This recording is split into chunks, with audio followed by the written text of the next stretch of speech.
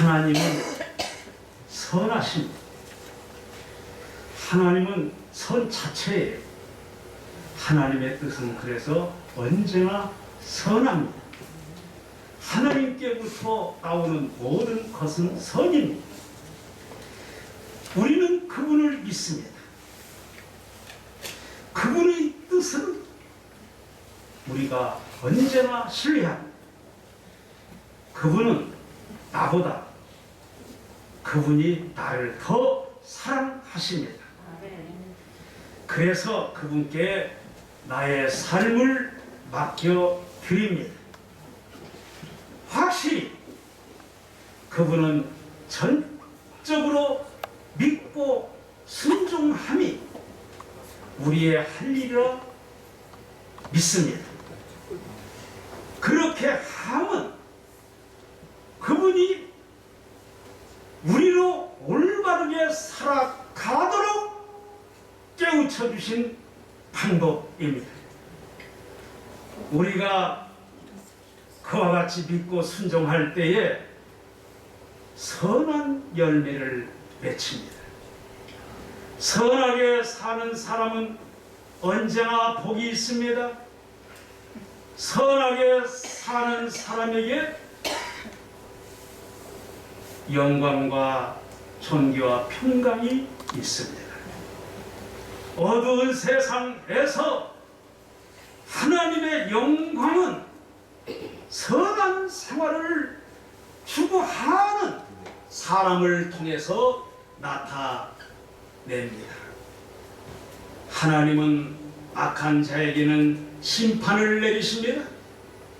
거기에 대해서 이방인들은 매우 예민하게 반응합니다. 심지어 하나님께 항의함, 반발함, 무슨 하나님이 자기는 선하다고 하면서 공정하지 못한 심판을 내리느냐. 이스라엘 백성에게는 하나님도 알게 하고 율법도 주셨으면서 이방인인 자기들에게는 알려주지 않았다. 율법도 주지 않았다. 그분은 우리 이방인들을 선택하지도 않았다. 우리는 하나님을 모르고 율법을 모른다. 그래서 믿을 수도 순종할 수도 없었다. 우리 이방인에게도 유대인들처럼 하나님을 알게 하셨어야지요. 우리에게도 율법을 내려주시고 잘못되었을 때에 매를 들어서라도 깨우쳐 주셨어야지요. 우리에게는 전혀 알리지도 않고 잘못했다고 지옥을 보낸다는 건 너무하지요. 우리도 율법을 알았다면 바르게 생활했겠지요. 만일 하나님께서 우리 이방인들에게 이대로 지옥형을 내리신다면 말도 안 됩니다. 그건 절대 아니라고 봅니다. 우리는 너무 억울합니다. 하나님께 그들은 자기들이 받는 형벌에 대해 항의하고도 남습니다. 그들은 그렇게 교모하게 변명함으로 심판에서 탈뱀하려 할 것이니 하나님 누구십니까? 하나님 누구는 누구시겠어요? 이미 그분은 이방인들이 어떤 변명을 내놓을지를 들여다 보셨습니다. 자기들은 하나님도 율법도 몰랐다. 그렇게 핑계할 것이며 하나님께 그들은 몰라서 잘못 살았다고 반발할 것을 알고 계셨어요. 하나님은 그들에 대해 어떻게 하십니까? 하나님은 누구라도 외모로 심판하지 않습니다. 하나님은 율법 있는 유대인이나 율법 없는 이방인이나 아무라도 외모로 심판하지 않습니다. 하나님은 누구에게든 외모로 나타난 형상, 가진 것을 보고 심판하지 않습니다. 그래서 본문 2장 12절 말씀을 주시면 무릇 율법 없이 범죄한 자는 또한 율법 없이 망하고 무릇 율법이 있고 범죄한 자는 율법으로 말미암아 심판을 받으리라. 아멘. 유대인이나 이방인에게나 심판의 표준이 있습니다. 유대인에게 심판의 표준은 율법이고 이방인의 심판의 표준은 양심입니다. 유대인들은 율법이 있는 자들이 그들이 소유한 율법에 대하여 생각해 봅니다. 율법은 하나님께서 유대인들에게 지키도록 이렇게 살도록 명령하신 모든 계명을 총칭하는 말입니다.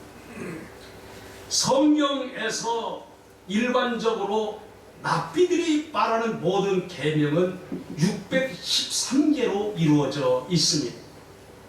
그 계명은 적극적인 면에서 하라는 실천 명령과 하지 말라고 하는 금지 명령으로 되어 있습니다.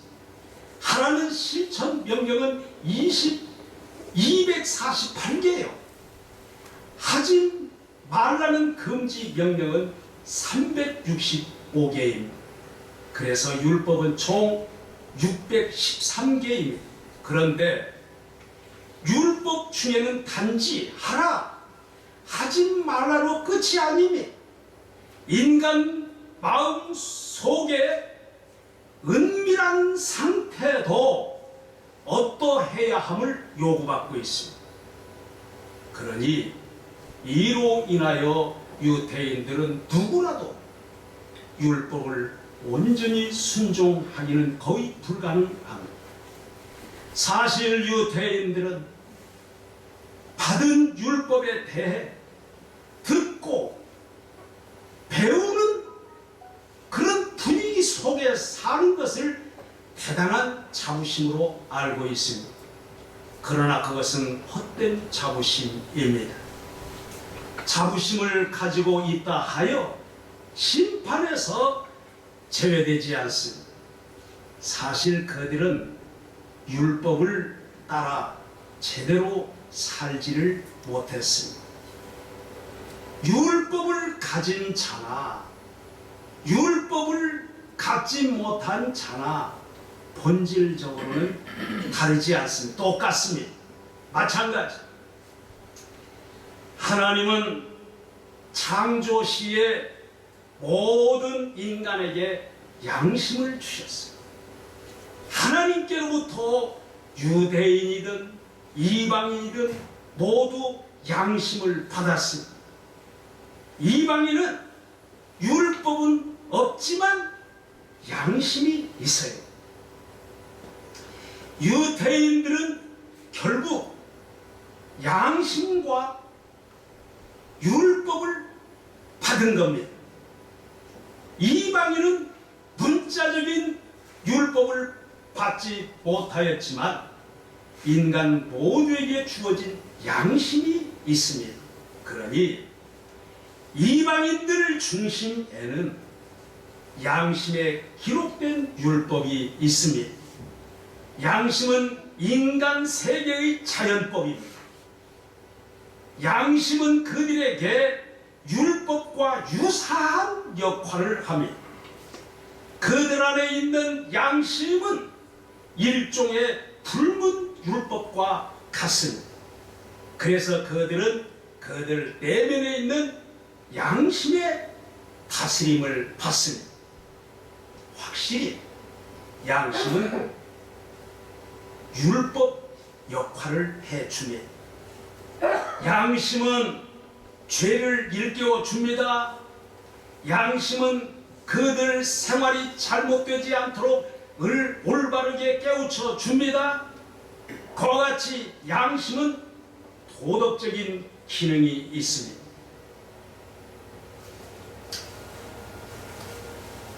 양심을 거역하지 말아야 합니다. 양심을 자꾸 거역하면 마침내 밥이 되고 맙니다. 양심은 하나님과의 교통을 촉구합니다. 양심은 영적인 기능도 있습니다. 이방인에게 양심이 율법 역할을 해주고 영적 기능의 역할도 하고 하나님과의 교통을 촉구하기도 합니다. 그러므로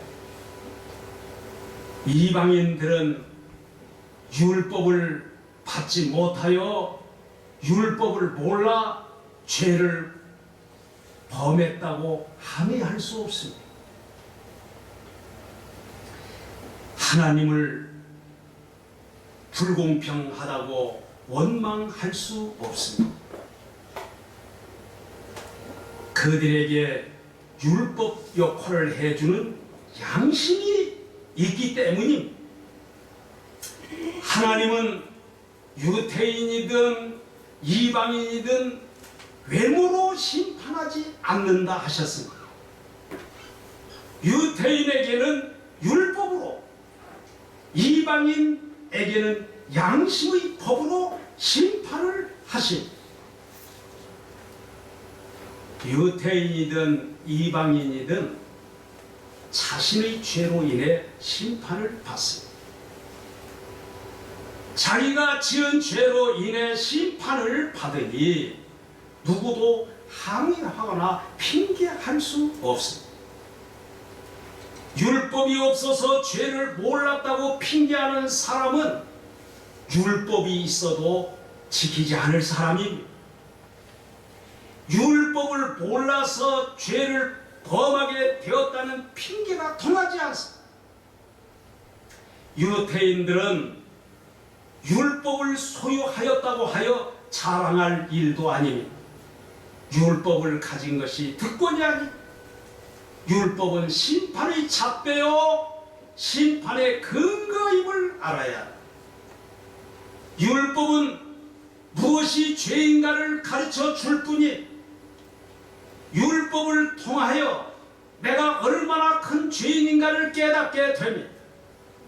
사실 율법은 인간의 힘으로는 지킬 수가 없어요. 은혜를 받을 때 지킬 수 있어요. 율법을 통하여 죄를 깨닫게 되면 회개할 것이요, 회개 후에는 은혜를 더욱 강구해서 은혜로 죄를 멀리해야 합니다. 로마서 2장 13절을 봅니다.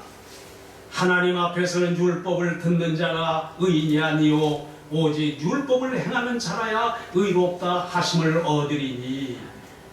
여기 13절은 12절 하반부의 말씀을 보충 설명하고 있습니다. 그럼 12절 하반부는 어떻습니까? 무릇 율법이 있고 범죄한 자는 율법으로 말미암아 심판을 받으리라. 이 12절 하반절 말씀을 13절이 어떻게 보충하고 있는가?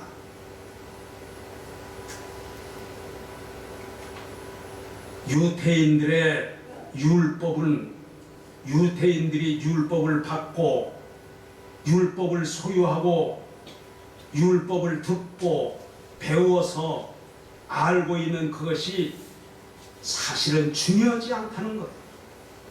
아는 것과 행하는 것은 다르다. 아는 것이 중요함이 아니고 율법대로 사느냐 살지 않느냐가 문제다. 당신들이 율법은 듣는 바배로 살지 않으면 당신들이 자부심으로 여기는 율법으로 심판을 받는다.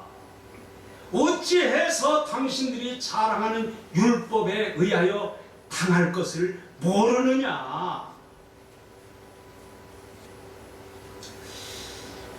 로마서 14장 15절을 보면 14절 15절 여러분들이 성경을 통해 확인하시기를 바랍니다. 먼저 13절 말씀은 12절 하반부의 말씀을 설명한다고 했습니다. 그럼 14절에서 15절까지는 12절 전반부를 보충 설명한다고 말씀을 합니다. 먼저 22절 전반부 말씀을 다시 보면 무릇 율법 없이 범죄한 자는 또한 율법 없이 망하고 율법 없는 이방인에 대하여 심판을 기술하고 있습니다. 율법을 받지 못하고 알지 못하여 죄를 범한 이방인은 어떻게 심판을 받을 것인가? 이방인들은 외적으로 볼 때 율법을 소유하고 있지 않습니다. 그러나 그들의 양심에 곧 본성에 그들의 내적에 율법의 요구사항이 사실상 새겨져 있습니다. 그러니 그들은 율법의 기준들에 대한 지식을 어느 정도는 가지고 있다고 보아야 합니다. 그러니 그들은 율법을 아는 것과 다름없이 옳고 그름을 분별하며 삽니다. 그들이 소유한 양심으로 자기가 자기에게 율법이 되어 그렇게 하는 겁니다. 만일 그들이 잘못했을 때엔 율법이 그건 그렇지 않은 거야. 그건 잘못된 거야. 그리 율법이 그들의 양심이 율법 역할을 해서 고발하는 거예요. 그건 잘못된 거야. 그들이 잘했을 땐 누명을 씌우면 양심이 아니다. 그걸 옳고 옳은 거야. 이렇게 옳고 그름을 양심이 가려줍니다. 이와 같이 양심의 역할과 작용을 생각해 볼 때에 이방인들도 양심을 따라서 온전한 생활을 할 수 있어 보이는 거예요. 하지만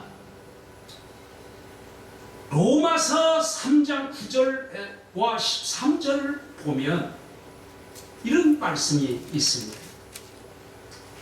그러면 어떠하냐? 우리는 나으냐? 결코 아니라. 유대인이나 헬라인이나 다 죄 아래 있다고 우리가 이미 선언하였느니라. 그들의 목구멍은 열린 무덤이요 그 혀로는 속임을 일삼으며 그 입술에는 독사의 독이 있고. 이 말씀을 볼 때에 사람이 율법을 지켜 행함으로 구원에 이르리라 볼 수 없습니다. 사람의 목구멍에서는 온갖 더러운 것이 토해져 나오며 혀로는 끝없이 거짓이 나. 입술에서 독이 나오니 사람에게서 살리는 말이 나오지를 않습니다. 여기 유대인은 율법을 소유한 선민이에요. 헬라인은 유대인을 대표하는 양심을 소유한 자들을 말합니다. 헬라인이 곧 유대인입니다. 이방인입니다. 이방인. 헬라인, 이방인. 유대인이나 헬라인이나 모두 죄 아래에 있어. 그러니 전 인류는 죄인이라는 것입니다. 누구도 하나님의 심판대 앞에 섰을 때에 항의할 사람은 아무도 없습니다. 누구도 억울하다, 불공정하다고 따질 사람은 없습니다. 그만큼 하나님은 공의롭기 때문입니다. 하나님의 심판은 공정하시다. 죄는 빨리 회개해야 합니다. 더러운 것은 빨리 씻을수록 좋습니다. 사람이 독을 먹으면 알고 먹었든 모르고 먹었든 죽습니다. 곧바로 만사를 제쳐놓고 다 씻어내야 죄를 회개하는데 내일로 미루는 것은 지혜롭지 못합니다.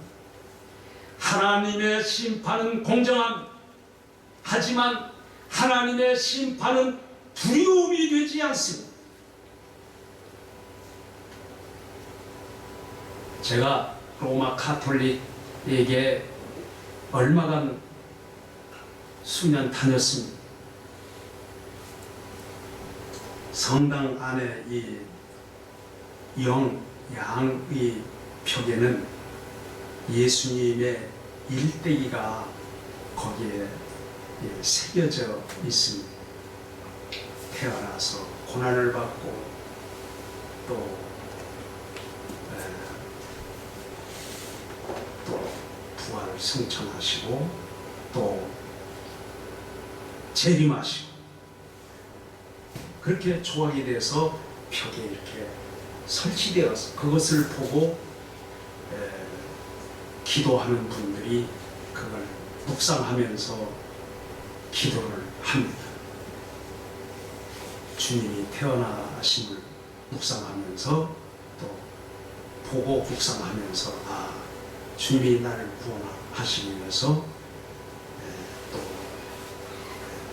나를 위해 죽으시려고 오셨구나. 고난당하심을 보고 내 죄 담당하시고 주님이 고난당하셨구나. 또 부활하심으로 주님은 하나님이시구나. 재림하시다. 말씀대로 재림하실 것을 믿으며 묵상하는. 또 이제 맨 마지막에 있는 그 조합품에서는 예수님이 재림하셔서 심판하는 그런 모습이 거기에 설치되어 있습니다. 그런데 심판을 하시는 그 모습이 얼마나 화를 머금고 그리고 분을 품고 심판하는 그 모습을 보면 참 무섭고 두려움을 느낍니다. 물론 그걸 보면서 어서 죄를 회개하고 그 예수를 바로 믿어야지 저 심판을 받지 않으려면. 근데 그 강의 중에 그 교수로부터 그 부분을 설명을 듣는데 전 재림하셔서 심판하시는 주님의 모습을 좀 부족하게 표현했다. 그런 그 평가를 하는 것을 강의 시간에 듣고 그렇겠구나. 그런 생각을 했습니다. 그렇습니다. 사랑의 하나님의 심판은 성도들에게 소망, 위로 그리고 기쁨이 됩니다. 악한 자, 잘못된 자가, 권력자가 심판을 한다고 하면 무슨 소망과 위로와 기쁨이 있겠어요? 인간은 모두 다 죄인이라고 성경은 말씀합니다. 성경은 맞습니다. 모두 다 불의하고 모두 다 치우치고 모두 다 심판을 받는다고 선언, 거기에 대해 누구도 반발할 자는 있을 수 없습니다. 역사 가운데 인간의 성품을 논한 인물들이 있어요. 대표적으로 인간의 성품이 과연 타고나는 것인가에 대한 관점을 그 인물 두 인물이 맹자, 이 순자 두 분이 이렇게 말을 한 걸 보면, 맹자는 성선설을 말하고, 그래서 인간이 태어날 때부터 선한 성품을 지니고 있다고 보는 것. 사람은 선하게 태어났지만 살아가는 동안의 주변 환경 따라서 점점 악해진다고 말합니다. 세상 세파에 시달려서 이렇게 망가진다고 말합니다. 그래서 누구나 이 인성을 계속 다듬고 성품이 악해짐을 막으라는 말이겠죠. 순자는 성악설을 이렇게 말합니다. 인간은 태어날 때부터 악한 성품을 지니고 있다고 보고, 사람은 악하게 태어났으나 예의를 함양하는 교육이 필요하다. 그래서 누구나 예의를 자기 몸에 체득해서 실천하라는, 두 사람 모두 이렇게 종합적으로 볼 때에 결국 자기 안에 있는 악을 다스리기 위해서 학습을 하고 자기 수행을 하라는 그런 내용이라고 봅니다. 하나님은 우리에게 무엇라고 말씀하십니까? 여러분과 저는 삭개오에 대한 이야기를 어느 정도 압니다. 또한 여러분들이 예수님 믿기 전과 예수님 만나고 난 후가 어떠한지를 한번 묵상해 보시기를 바랍니다.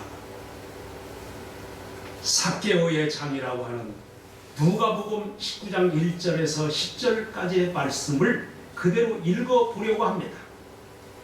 예수께서 여리고로 들어가 지나가시더라. 삭개오라 이름하는 자가 있으니 세리장이요 또한 부자라. 그가 예수께서 어떠한 사람인가 하여 보고자 하되 키가 작고 사람이 많아 할 수 없어 앞으로 달려가서 보기 위하여 돌 부하가 나무에 올라가니 이는 예수께서 그리로 지나가시게 되밀어라. 예수께서 그곳에 이르사 쳐다보시고 이르시되 삭개오야 속히 내려오라. 내가 오늘 네 집에 유하여야겠다 하시니 급히 내려와 즐거워하며 영접하거늘 못사람이 보고 수군거려 이르되 저가 죄인의 집에 유하러 들어갔도다 하더라. 이에 삭개오가 서서 주께 여짜오되 주여 보시옵소서. 내 소유의 절반을 가난한 자들에게 주게 사오며 만일 누구의 것을 속여 빼앗은 일이 있으면 내 갑절이나 갚겠나이다. 예수께서 이르시되 오늘 구원이 이 집에 이르렀으니 이 사람도 아브라함의 자손이미로다. 인자가 온 것은 잃어버린 자를 찾아 구원하려 하심함이니라. 아멘. 율법을 만나고 은혜를 체험한 삭개오의 극적인 새사람 됨을 잠시 묵상하였습니다. 흥분됩니다. 가슴이 뜁니다. 과거 어느 날에 주님의 은혜에 감격하여 눈물 흘리던 그때가 그리워집니다. 삭개오를 구원하신 그 큰 주님의 사랑에 가슴 깊은 곳에서 눈물이 나옵니다. 뭉클함을 느끼고, 하나님은 학습과 수행을 통해서 변화를 말씀하지 않습니다. 하나님은 예수 그리스도를 믿음으로 새 사람이 되게 하신다 말씀하십니다. 성령님의 감동과 감화심이 임하며 바위덩어리 같은 인간의 마음도 부드러워지고 새것으로 확실히 변합니다. 수양으로 되지 않습니다. 예수 그리스도의 고난과 부활을 베푸시는 은혜, 성령의 역사, 하나님 사랑으로 새것이 되는 것을 믿습니다. 예수 그리스도를 통하여 옛사람이 새사람으로 다시 나게 되는 것, 이렇게 새사람이 된다는 말씀을 하십니다. 예수님은 여러분과 저의 위로요, 소망이요, 구원이 되십니다. 율법을 받고 율법을 들으며 배워 아는 것으로 의인이 되는 것이 아니, 우리가 다른 사람과 달리 하나님 율법을 소유하였다 함이 특권일 수 없습니다. 우리의 구체적인 삶 속에서 열매가 나타나야 합니다. 그렇지 않으면 율법을 가지지 않은 자들과 동일한 심판을 면치 못할 것입니다. 로마서 2장 16절을 보면 곧 나의 복음에 이른 바와 같이 하나님이 예수 그리스도로 말미암아 사람들의 은밀한 것을 심판하시는 그날이라. 사도 바울은 심판의 날을 그날이라고 말합니다. 여기 그날 곧 심판의 날이 역사적으로 있을 것을 말합니다. 그날은 인간의 마음속 내면에 있는 숨겨진 은밀한 죄에 대해서도 심판하신 숨은 부끄러운 일을 버리라. 고린도후서 4장 2절의 말씀.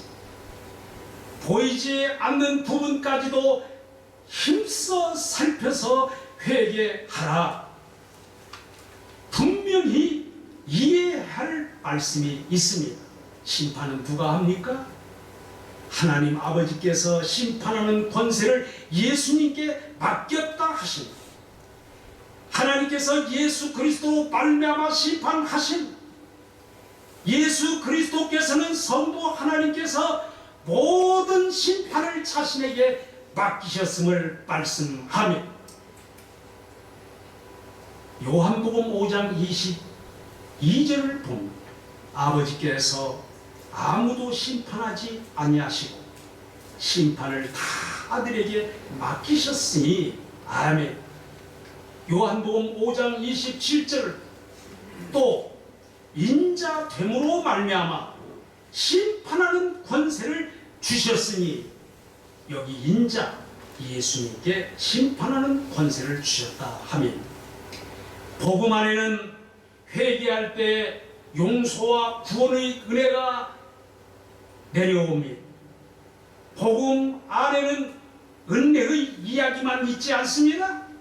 심판의 이야기도 있습니다. 사도행전 10장 42절을 보면 우리에게 명하사 백성에게 전도하되 하나님이 살아있는 자와 죽은 자의 재판장으로 정하신 자가 곧 이 사람인 것을 증언하게 하셨고, 이 사람은 예수님입니다. 하나님께서 살아있는 자와 죽은 자의 재판장으로 정해주신 분은 예수님입니다. 계시록 6장 16절 17절을 봅니다. 산들과 바위에게 말하되 우리 위에 떨어져 보좌에 앉으신 이 얼굴에서와 그 어린 양의 진노에서 우리를 가리라. 그들의 진노의 큰 날이 이르리니 누가 능히 서리하더라. 어린 양의 진노의 큰 날, 곧 그날 심판의 날에 심판주는 예수님, 우리의 주님이십니다. 예수 그리스도는 우리의 구주요 심판주요. 이 사실을 오늘날 여러분과 저가 분명히 알고 주변에 전해야 합니다. 저와 여러분은 사람들에게 예수께서 구원과 심판의 주님이심을 전해야 합니다. 예수님은 여러분과 저의 주님이십니다. 그분은 성령으로 잉태되시어 이 세상에 탄생하셨습니다. 그분은 인류의 죄를 모두 담당하시고 십자가의 고난을 받아 피 흘려 주시고 우리가 흰눈처럼 양털처럼 배국처럼 수정처럼 깨끗이 씻음받는 길을 열어 놓으셨습니다. 그분은 장사된 지 사흘 만에 부활하시고 승천하시어 하나님 보좌 우편에 계십니다. 그분은 우리의 중보자시며 오늘 어느 날 때가 이르면 반드시 재림하시고 그분이 재림하시는 그날엔 선하게 살아온 주님을 믿고 주님의 말씀에 순종하여 살아온 성도들은 영광을 받을 것입니다. 그날에 주님께서 상을 내릴 사람을 호명하실 때 우리와 같은 박수가 터져 나올 겁니다. 모든 사람이 상 받는 그에게 주목하고 부러워할 것입니다. 천사들도 그를 향하여 기쁨으로 축하해 줄 것입니다. 사랑하는 우리 은목교회 성도님들 모두 명심하십시오. 하나님의 심판은 공정하시다.